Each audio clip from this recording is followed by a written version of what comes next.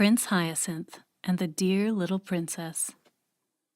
Once upon a time, there lived a king who was deeply in love with a princess, but she could not marry anyone because she was under an enchantment. So the king set out to seek a fairy and asked what he could do to win the princess's love. The fairy said to him, "You know that the princess has a great cat which she is very fond of. Whoever is clever enough to tread on that cat's tail is the man she is destined to marry." The king said to himself that this would not be difficult, and he left the fairy, determined to grind the cat's tail to powder rather than not tread on it at all. You may imagine that it was not long before he went to see the princess, and Puss, as usual, marched in before him, arching his back. The king took a long step, and quite thought he had the tail under his foot, but the cat turned round so sharply that he only trod on air. And so it went on for 8 days, till the king began to think that this fatal tail must be full of quicksilver. It was never still for a moment. At last, however, he was lucky enough to come upon Puss fast asleep, and with his tail conveniently spread out. So the king, without losing a moment, set his foot upon it heavily. With one terrific yell, the cat sprang up and instantly changed into a tall man who, fixing his angry eyes upon the king, said, "You shall marry the princess because you have been able to break the enchantment, but I will have my revenge. You shall have a son who will never be happy until he finds out that his nose is too long. And if you ever tell anyone what I have just said to you, you shall vanish away instantly, and no one shall ever see you or hear of you again." Though the king was horribly afraid of the enchanter, he could not help laughing at this threat. "If my son has such a long nose as that," he said to himself, "he must always see it or feel it at least, if he is not blind or without hands." But as the enchanter had vanished, he did not waste any more time in thinking, but went to seek the princess, who very soon consented to marry him. But, after all, they had not been married very long when the king died, and the queen had nothing left to care for but her little son, who was called Hyacinth. The little prince had large blue eyes, the prettiest eyes in the world, and a sweet little mouth, but, alas, his nose was so enormous that it covered half his face. The queen was inconsolable when she saw this great nose, but her ladies assured her that it was not really as large as it looked, that it was a Roman nose, and you had only to open any history to see that every hero has a large nose. The queen, who was devoted to her baby, was pleased with what they told her, and when she looked at Hyacinth again, his nose certainly did not seem to her quite so large. The prince was brought up with great care, and, as soon as he could speak, they told him all sorts of dreadful stories about people who had short noses. No one was allowed to come near him whose nose did not more or less resemble his own, and the courtiers, to get in favor with the queen, took to pulling their babies' noses several times every day to make them grow long. But, do what they would, they were nothing in comparison with the prince's. When he grew sensible, he learned history, and whenever any great prince or beautiful princess was spoken of, his teachers took care to tell him that they had long noses.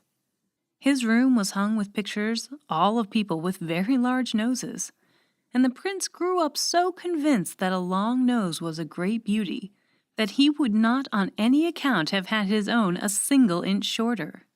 When his 20th birthday passed, the queen thought it was time that he should be married, so she commanded that the portraits of several princesses should be brought for him to see, and among the others was a picture of the dear little princess. Now, she was the daughter of a great king, and would someday possess several kingdoms herself. But Prince Hyacinth had not a thought to spare for anything of that sort. He was so much struck with her beauty.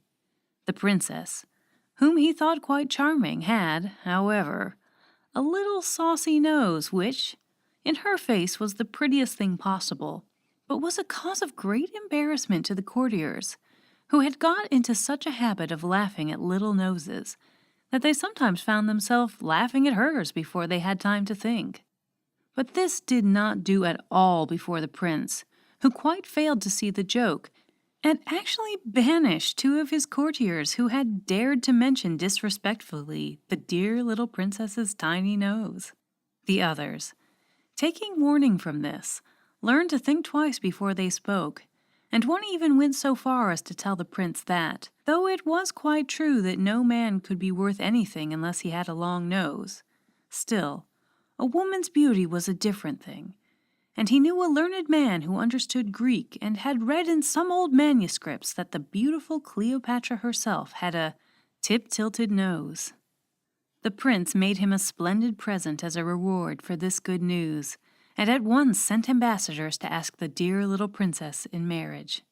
The king, her father, gave his consent, and Prince Hyacinth, who, in his anxiety to see the princess, had gone 3 leagues to meet her and was just advancing to kiss her hand when, to the horror of all who stood by, the enchanter appeared as suddenly as a flash of lightning and, snatching up the dear little princess, whirled her away out of their sight. The prince was left quite unconsolable, and declared that nothing should induce him to go back to his kingdom until he had found her again, and refusing to allow any of his courtiers to follow him, he mounted his horse and rode sadly away, letting the animal choose his own path. So it happened that he came presently to a great plain, across which he rode all day long without seeing a single house, and horse and rider were terribly hungry when, as the night fell, the prince caught sight of a light which seemed to shine from a cavern. He rode up to it, and saw a little old woman who appeared to be at least 100 years old. She put on her spectacles to look at Prince Hyacinth, but it was quite a long time before she could fix them securely because her nose was so very short. The prince and the fairy, for that was who she was, had no sooner looked at one another than they went into fits of laughter, and cried at the same moment, "Oh, what a funny nose!" "Not as funny as your own," said Prince Hyacinth to the fairy, "but, madam, I beg you to leave the consideration of our noses, such as they are, and be good enough to give me something to eat, for I am starving, and so is my poor horse." "With all my heart," said the fairy. "Though your nose is so ridiculous, you are, nevertheless, the son of my best friend. I loved your father as if he had been my brother. Now, he had a very handsome nose." "And pray, what does mine lack?" said the prince. "Oh, it doesn't lack anything," replied the fairy. "On the contrary, quite. There is only too much of it. But, never mind. One may be a very worthy man, though his nose is too long. I was telling you that I was your father's friend. He often came to see me in the old times, and you must know that I was very pretty in those days. At least, he used to say so. I should like to tell you of a conversation we had the last time I ever saw him." "Indeed," said the prince. "When I have supped it will give me the greatest pleasure to hear it. But consider, madam, I beg of you, that I have had nothing to eat today." "The poor boy is right," said the fairy. "I was forgetting.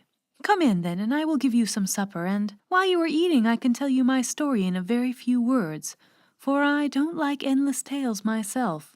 Too long a tongue is worse than too long a nose, and I remember when I was young and that I was so much admired for not being a great chatterer. They used to tell the queen, my mother, that it was so, for though you see what I am now, I was the daughter of a great king, my father." "Your father, I dare say, got something to eat when he was hungry," interrupted the prince. "Oh, certainly," answered the fairy. "And you also shall have supper directly. I only just wanted to tell you—" "But I really cannot listen to anything else until I have had something to eat," cried the prince, who was getting quite angry. But then, remembering that he had better be polite as he much needed the fairy's help, he added, "I know that in the pleasure of listening to you I should quite forget my own hunger, but my horse, who cannot hear you, must really be fed." The fairy was very much flattered by this compliment, and said, calling to her servants, You shall not wait another minute. You are so polite, and in spite of the enormous size of your nose, you really are very agreeable. Plague take the old lady, how she does go on about my nose, said the prince to himself. One would almost think that mine had taken all the extra length that hers lacks. If I were not so hungry, I would soon have done with this chatterpie who thinks she talks very little. How stupid people are not to see their own faults. That comes of being a princess. She has been spoiled by flatterers who have made her believe that she is quite a moderate talker. Meanwhile, the servants were putting the supper on the table, and the prince was much amused to hear the fairy who asked them 1,000 questions simply for the pleasure of hearing herself speak. Especially he noticed one maid who, no matter what was being said, always contrived to praise her mistress's wisdom. Well, he thought as he ate his supper, I'm very glad I came here. This just shows me how sensible I have been in never listening to flatterers. People of that sort praise us to our faces without shame, and hide our faults or change them into virtues. For my part, I never will be taken in by them. I know my own defects, I hope. Poor Prince Hyacinth. He really believed what he said, and hadn't an idea that the people who had praised his nose were laughing at him, just as the fairy's maid was laughing at her. For the prince had seen her laugh slyly when she could do so without the fairy's noticing her. However, he said nothing, and presently, when his hunger began to be appeased, the fairy said, My dear prince, might I beg you to move a little more that way, for your nose casts such a shadow that I really cannot see what I have on my plate. Ah, thanks. Now, let us speak of your father. When I went to his court, he was only a little boy, but that is 40 years ago, and I have been in this desolate place ever since. Tell me, what goes on nowadays? Are ladies as fond of amusement as ever? In my time, one saw them at parties, theatres, balls, and promenades every day. Dear me! What a long nose you have! I cannot get used to it. Really, madam, said the prince, I wish you would leave off mentioning my nose. It cannot matter to you what it is like. I am quite satisfied with it, and have no wish to have it shorter. One must take what is given to one. Now you are angry with me, my poor Hyacinth, said the fairy, and I assure you that I didn't mean to vex you. On the contrary, I wished to do you a service. However, though I really cannot help your nose being a shock to me, I will try not to say anything about it. I will even try to think that you have an ordinary nose. To tell the truth, it would make 3 reasonable ones. The prince, who was no longer hungry, grew so impatient at the fairy's continual remarks about his nose that at last he threw himself upon his horse and rode hastily away. But wherever he came in his journeyings, he thought the people were mad, for they all talked of his nose, and yet he could not bring himself to admit that it was too long. He had been so used all his life to hear it called handsome. The old fairy, who wished to make him happy, at last hit upon a plan. She shut the dear little princess up in a palace of crystal, and put this palace down where the prince would not fail to find it. His joy at seeing the princess again was extreme, and he set to work with all his might to try to break her prison. But, in spite of all his efforts, he failed utterly. In despair, he thought at least that he would try to get near enough to speak to the dear little princess who, on her part, stretched out her hand that he might kiss it. But turn which way he might, he could never raise it to his lips, for his long nose always prevented it. For the first time, he realized how long it really was, and exclaimed, Well, it must be admitted that my nose is too long. In an instant, the crystal prison flew into 1,000 splinters, and the old fairy, taking the dear little princess by the hand, said to the prince, Now, say if you are not very much obliged to me. Much good it was for me to talk to you about your nose. You would never have found out how extraordinary it was if it hadn't hindered you from doing what you wanted to do. You see how self-love keeps us from knowing our own defects of mind and body? Our reason tries in vain to show them to us.